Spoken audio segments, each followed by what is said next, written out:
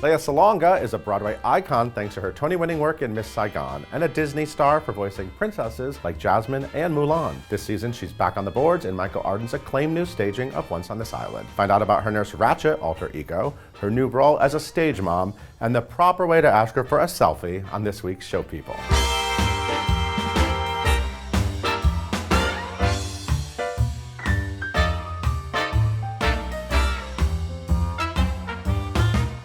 Hi, beautiful. How are you? I'm good. So good to see you. Good to see you too. Like all prettied up and everything. Very pretty. Very pretty. Not dressed as a nurse today. You're very... No, not the nurse. There's some sequins. It's good. Yep, not Nurse Ratched this afternoon. Are you Nurse Ratched? Is that... No, not exactly. I mean, there are people on the island, like some of the other actors, who say, "Doctor." And I'm like, I'll just answer with a yes. But every Filipino that has come to the show correctly identifies me as a nurse. Well, we're gonna get to this. You're talking about Once on This Island. Yes. You're back on Broadway. Yes. In like one of my favorite shows. Right. Actually, I want to tell you, Broadway.com has named this the #1 show of 2017. Seriously?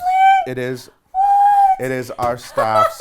It's our favorite show. Oh my gosh. So congratulations. Thank you. I love that's so nice to love know. it so much. So I'm glad I got to tell you. And see that? Yes, 90 minutes of happy. That's what you're going to get. It really is. I mean, and a little. I mean, I little cry. sad. Let's be clear. Yes, but the it's show joy. Kind of digs right into my soul, and it kind of like takes my heart out, throws it around a little bit, throws it against the wall, and then it takes care of it and puts it back in, and I leave, and I'm in good shape. But yeah, I remember I remember your expression when I saw you after you saw the show, because I ran out and I saw your face. Yes. And you were just, oh my God, it's so good. Oh my God, it's so good. Well, I was nervous. This is like one of my favorite shows. Right. This has been, when this show first came out, it was when I was in college, and they had free tickets all the time at college to see it. And I went all the time and took so many people to see it. So this is a very special show to me. This is like when I see, when I see the younger theater fans now get obsessed with new shows, I think back, and that's how I was about Once on This Island. This is one of my I was shows. like that with Les Mis. Well, so. I mean, yes, Les Mis too. Yeah. I think every generation has that show. Yeah. And Once on This Island is and this yours. has always been a really special show to me, and I was nervous about a new production, especially with so many people I liked involved with it. Right. And Michael Arden, the director, who I've been sort of watching his directorial career, and it's so fascinating. Yeah, I and mean, I was Spring like, Awakening. God, wouldn't it be awful if they screwed this up? And you didn't. You made it better than I ever thought it could be. Oh, good. Honestly, there are moments in that production where I thought, as a super fan of the show, new moments I thought, oh my God, what is that? I think every single theater trick that has ever been invented or thought of is used to its fullest potential on this show. Yeah, but in surprising ways. Yes. And it's not. Oh, yeah. Yeah, so let's talk about the nurse thing, though, because one of the things about this show is that you walk into the theater early. Yeah. And there's a you pre-show. should. Yes, and there's a get there early and watch Lea Salonga as a nurse. Right. Like, we can say that, right? Yeah. Part of That's not a secret. Part of Michael's concept, you play the god, Arzuli, in the Yes. show, the goddess of love, of course. What else would you be? And you're just like a beacon of light. So the idea is that you're telling a story. So it's a storytelling. Everybody starts off as a storyteller. Right. And at the very beginning, when it's like, Asaka, grow me a garden, please agwe, and you're like a nurse. Where it's like, exactly, where each of us kind of carries or possesses a characteristic of the god. Yes. So you have Asaka, who is cooking plantains. Yes. And who is very nurturing Alex in her Newell. own way. It's Alex Newell. And then Quentin Earl Darrington plays Yes. Agwe. Like Handsome, and he's a fisherman. Yeah. And he's always by the water. And then Merle Dandridge playing Papa Gay, collecting Coke cans. And it makes sense when you see the show. Yep. And, like ushering around a goat. A real goat. A real goat. Not an actor. There's actually a couple of them. And they're very different with their personalities. But yeah, and then you see Merle with a knife on her leg. So what else is she going to be? She's tough. She's very tough. And sometimes if she sees a friend of hers in the audience, and I saw this happen, one of our mutual friends, Manuel Feliciano, came to see the show. Yeah. And so I pointed him out to her. So and then she immediately went to him and like, don't eat my goat. Don't cook my goat. And I'm like, you guys as actors, you love this stuff. You love to be amazing. It's like because if we see friends, it's like the actor friends totally understand what's going on. So they don't give away the fact that this is the pre-show and that we're in character and that we're in dialect. They totally ride along with it. You were so committed to your nurse character. Hey, we have to be. I thought you were going to come up and take my blood pressure. I was waiting. I was like, is I have Lea a Salonga going to take my blood pressure? stethoscope that actually works, and I've actually checked heartbeat and breathing of members of the cast when they've asked for it.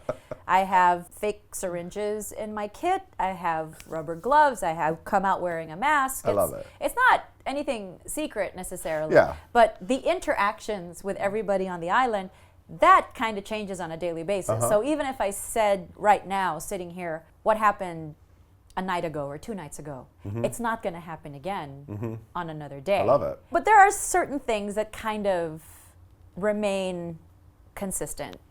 One thing Michael had revealed to us when he had the 4 gods in the room, he's like, he was reading out of this book, out of this voodoo book, and he's like, Erzulie and Agwe are married to each other, and to which Q and I went, ooh! So that relationship we kind of plant seeds during the pre-show of that relationship. Well, the gods are all based on like Haitian voodoo. Erzulie is especially Haitian voodoo. And if you look up the Wikipedia page, she has a Wikipedia page that sort of compiles all these different things. But one thing I loved about it that made me think, well, you're perfect for the role, is that your character is associated with the following things, which they all seem perfect: love, health, beauty, passion, prosperity, perfumes, jewelry, flowers, and homosexuals. Seriously? That seems right. That seems right. You're a Broadway star. You're a Broadway diva. I am totally typecast. Typecast again. Again. And it's funny that whenever I would, before the news came out that Once on This Island had us cast as the gods, I slowly would tell one by one my friends in Manila. And these are people that knew the show, as there were numerous productions. And you were involved with the production. I was involved, kind of, sort of, just to help out with Timoons and a few other things also. So whenever I would tell anybody, oh, guess what? I'm going back to Broadway, and I'm going into Once on This Island. No one asked, what role are you going to play? No one. I mean, obviously it would not be Timoon, but it never occurred to it. I would play something else other than. I would kill to see your Papa Gay. No, you do not want to see me in a bra and Looney Tunes shorts. It's like, you know what? That's Merle Dandridge. She's been working out like crazy, and she is. There was one reviewer that said something that I really, really liked, that dubbed her a feral Victoria's Secret model. I'm like, that's perfect. Because Merle, you are now the feral Victoria's Secret model. And you're kind of Timoon, the lead girl that the story of Once on This Island is about. You're kind of like a fairy godmother, sort of. A little bit. She's always present. She's always there. You're taking care of her. Yeah. The other gods want to mess with her, and you're like, no. Yeah. So I kind of am the one that's sort of, I don't know. I think it's just, there was so much that happened in the rehearsal room. There were some bits that another person would sing or another person would play on an instrument, and then it would be like, this is not making a lot of sense. So I'd get the, Lea, could you do this vocalese before Human Heart? Can you do this vocalese before Timoon's Dance? I'm like, I'm not doing anything, sure. Wow. So, and these vocalises for Erzulie didn't exist before. Right. So it's like, I'll try it. If it works, we'll keep going with it. Right. So when I open my mouth to do one of those ooh-oos, something happens. And it's not accompanied by a special effect. There might be a little lighting. So I think that's all that accompanies any of those vocalises. So I have 3. And they never used to exist. It started off with 1, and then here came another one, and then here came another one. Wow. So it's like, sure, I'll take them, no problem. That's why I can't wait for the cast album. But, all right, we have to take a break. Okay. But we're going to talk more about the #1 show of the year, according to Broadway.com. We'll be right back with Lea Salonga.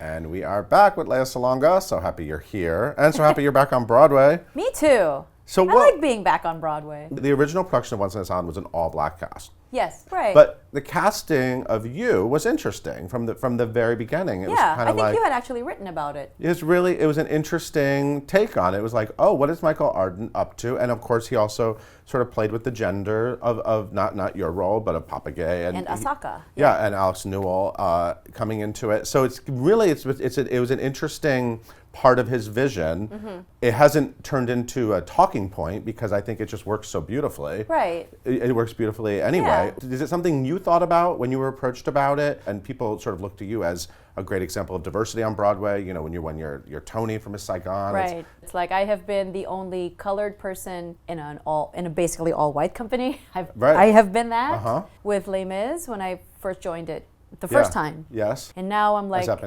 the only full Asian, because we have half-Cs in the company. Half-Cs. We have half-Cs. But I'm like the full-on, can't get more Asian than me in this company.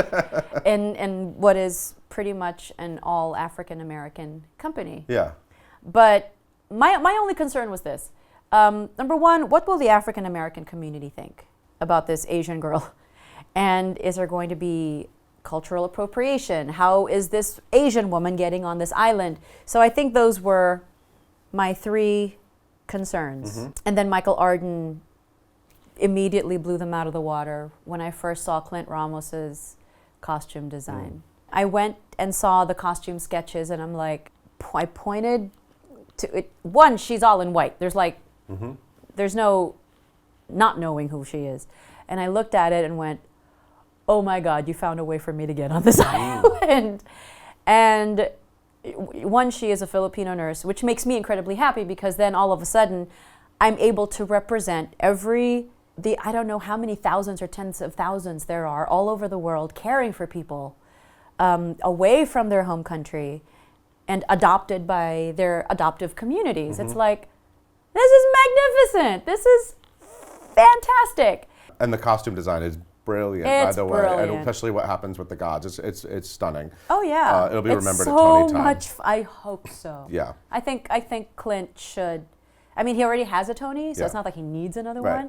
But I think that, at least I'm hoping that his designs will be noticed. What about you? Award season. You already have a Tony. I have a Tony. Does she need another one? I actually saw an interview where you talked about the decision to do the show. I'm sure because you do primarily live in the Philippines. Yeah. You have family. You have a daughter. We're going to talk about her. And a husband. So I'm sure decisions to come to Broadway are big family decisions. They are, and they have to be made. Everything is not, just like jumping on a plane and running off to do anything that offers itself to you. Exactly. And I saw an interview where you said that part of the decision making was kind of like, well, this is going to be a show that's kind of like a Tony eligible show, and this is it's Tony eligible, and I think my husband was the one who actually brought that up. He asked, would the show be eligible? Would you be eligible? Right. And I'm like, yeah. Because it's a Broadway revival and I would be in the original company. Right. He's like, okay. Then you can go. Thumbs up from the hubby. Yes. And if the hubby gives me a thumbs up, then it's good. Because he's thoughtful. He's not impulsive. It's a decision that all of us as a family needs to make. And my daughter is involved in the decision as well. And she was already... was she already cast in? No, she hadn't yet been cast in Matilda when I knew that I was already coming. Right. So, let's talk about a whole other. Let's talk about this though, story. because as you were preparing to open, in Once on a Island, your daughter was on the other side of the world. She was rehearsing to be in Matilda, and it was the production. Where was the production? In Manila. In Manila. Yeah, Atlantis Productions. It's the same production company that did Kinky Boots and Fun Home, which you were in, which I was in, and God of Carnage, which I had also done. So it's a theater company that I had been working with.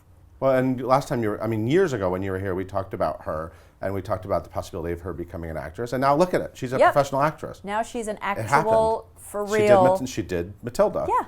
In Manila. Yes. Matilda Manila. I like that. Yeah, she played Alice. And she had a major breakdown on the very last day. I saw your Instagram. That's what I wanted to talk about because she's sobbing. She had a hard time. That face! No. The breakdown was massive. It was a massive meltdown. I was waiting outside the stage door with all the other parents. Okay. Of all the other kids. And then the company manager calls me and she's like, Lea, you need to go in. I'm like, why? Nicole's having a meltdown. Okay. So I get called in. I'm escorted to her dressing room where she's like, Mommy! So I take her, I calm her down, and then she asks the question, is it always like this? Wow. Meaning, is it always like this when you close the show? And I'm like, yeah, kinda. Mm-hmm. Yeah, I think I just know when it's coming, so I think I'm able to manage my own meltdowns a little better. Mm-hmm. But this was her first one, and it's huge. Yeah. She made so many good friends. It was such a supportive company. I mean, all of the parents really treated the children like the other children as if they were their own, which is something that the director encouraged. He encouraged an environment where everybody supported everybody, where it was not really super competitive, right. You know, where everyone really needed to bolster everybody else's performances. And it was a fantastic environment. Because I've heard nightmare stories of other theater companies where they would pit one kid against another kid. I'm like, my child is not going to be in that theater company. I'm not putting my kid there. That there's enough pressure already in performance to have to go through any other backstage BS. So that she was in a very nurturing environment, one that developed her not only as a performer but as a human being. I'm all for that. And so it turned out to be a perfect experience for her. And now she kind of understands what it is I do. Well, I mean, and it's great that you're able to actually understand what she was going through because, you know, a parent who had not been through it themselves would not necessarily have the tools to do that. But is it scary at all for you to think of her? I mean, is your experience as a performer, you started very young as well. Right. And you obviously... Much younger than her, actually. Much younger, and you actually had a great run. I mean, you know, it seems like you've been very successful in your career. But I'm sure you've seen all sorts of people go down the showbiz path. Yeah. So how does it feel to see her take her first little step in that world?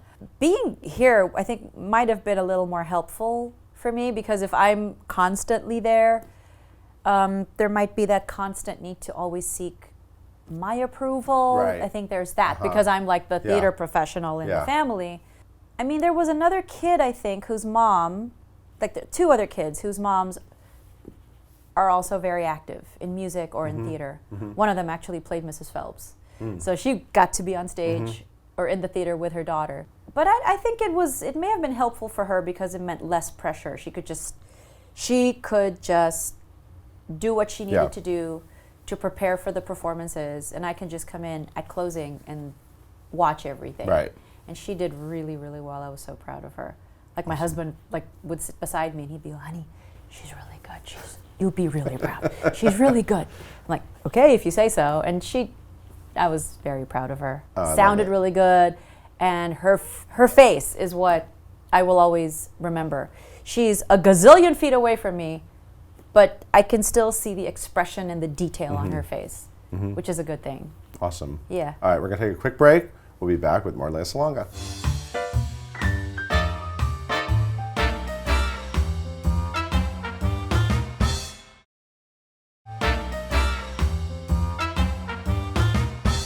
And we're back with Lea Salonga, Tony winner, Miss Saigon, which has been back on Broadway all year. Right. Is it weird for you to walk around the theater district and you see like Aladdin and Miss Saigon? Do you feel like you're just like walking through your resume? I mean...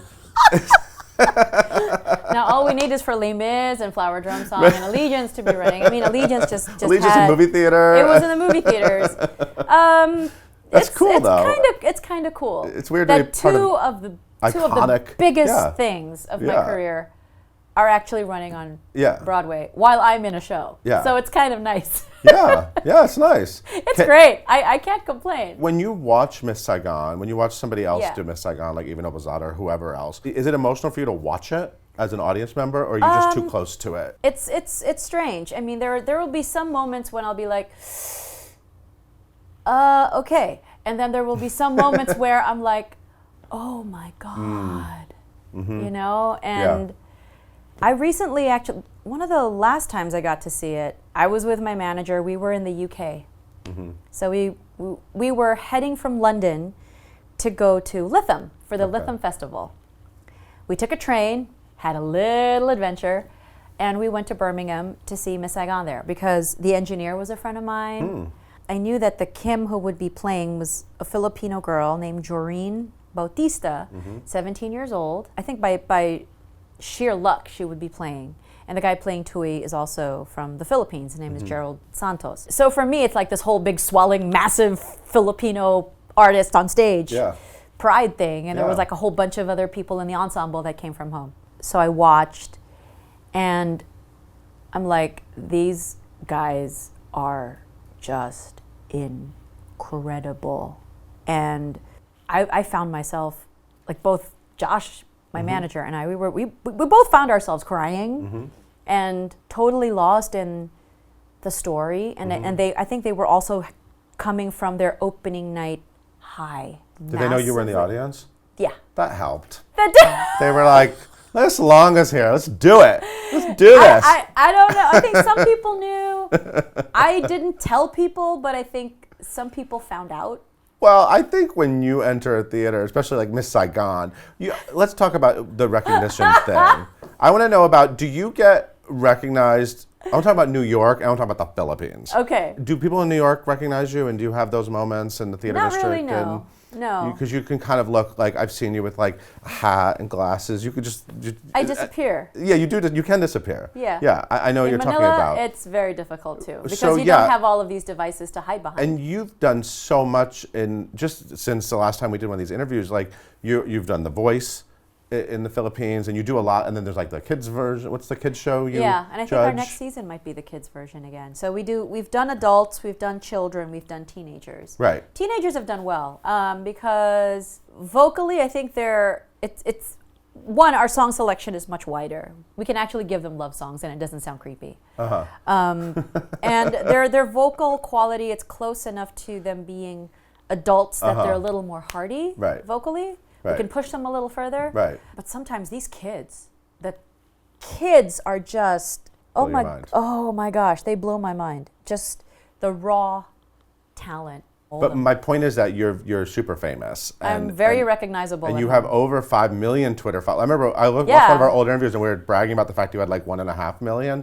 Now it's like over 5. I mean, I can't think of a Broadway star 5.1 that has like more Twitter followers. I mean, maybe Hugh Jackman, but he's not on Broadway maybe right now. Lin-Manuel Miranda. Oh, and Lin. Okay. But I'm saying, like, you're up there. That's amazing, though. You can't make a move without millions of people paying attention to it. Yeah, which is why I never tweet about where I happen to be at that moment. Yeah, you have to wait till after. I wait until after. I wait until I'm home. Then I tweet that I was there. Walking around the Philippines. Yeah. What is that like? Okay. It depends. It depends on where. I'm able to walk around shopping malls, and of course there will be people whose heads will turn. But for the most part, I'm left alone. All right. Especially if I'm with my daughter and my husband. Right. She's with her family. Yeah. But sometimes people get a little excited, and my brother and I were in Dubai, and we had just landed. We were waiting for our car, and the car was taking a while. Okay. So we had our luggage on carts, and I'm on my phone just checking out whatever. You're seeing what your 5 million followers are saying to you. Yeah. Whatever. And then there were, compatriots that were coming and who looked like they wanted to take a picture. And my brother is very protective, but he knew how to lay the ground rules really, really nicely. Right. And they would ask, "Sir, can we take our picture with her?" Like I'm not there. and Gerard's like, "You ask her nicely, she will say yes. And he said it in Filipino. So if there are Filipino people that are watching this that know the language, they are. And so he said, "Kailangan nyo lang itanong ng maayos," meaning you just have to be nice about asking. Right. Be nice about it. Right. Don't be rude. Don't grab her. Right. Don't be all like in her face. Yes, exactly. Please don't do that. Yes. Don't act uncivilized. Don't take a picture without asking. Exactly. Yeah. And people at the stage door have all been really gracious, and and everybody's been effusive in their praise of the show.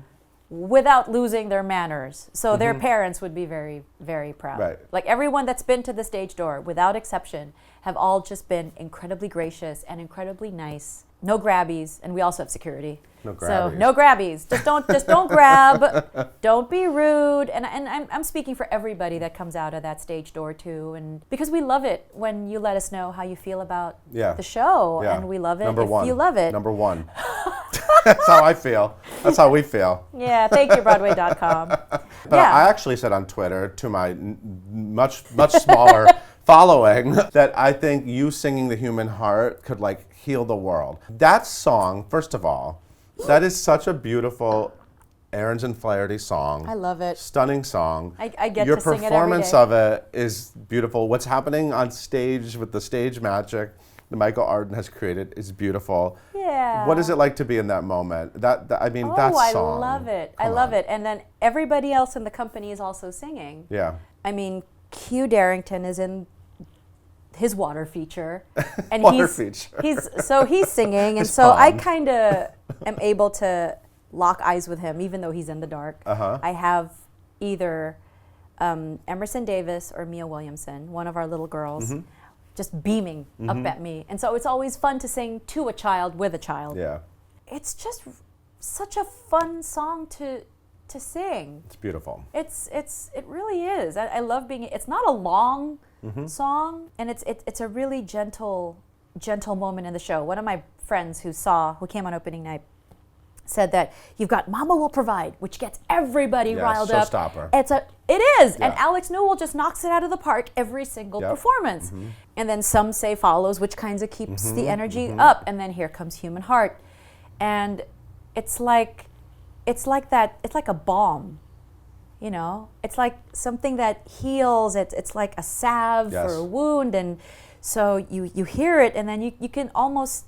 And he said you can almost see people kind of just settle and heal the world. That's what I said. You know, exhale and kind of It's beautiful. So I like that moment was given to me. And you're in command of it. It's wonderful.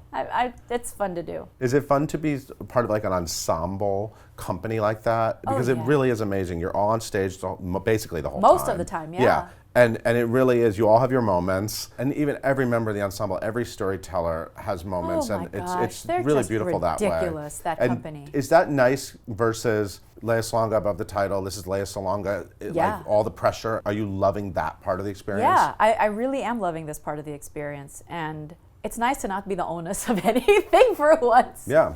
It's nice to not have that pressure of being the titular character of a show. Yeah. It's nice. I mean, Les Mis, the experience was very similar. Right. Yeah. Sure. You know, you do your thing, you die, and then you're in the ensemble for an hour. Right. It's cool.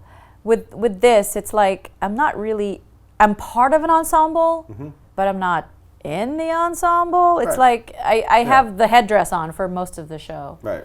And, by the way, the headdress is worth the price of admission. Just to see you navigating the headdress, I loved it. To see this mess of Ethernet cables piled up on my head. Basically what it is. It's amazing. And it's not as heavy as you might think. So what's happening for the holidays before we go? Well, my family is coming. Nice. Okay. And we have our Christmas Eve and our other Christmas dinner things planned. Okay. I'm in the show. Yeah.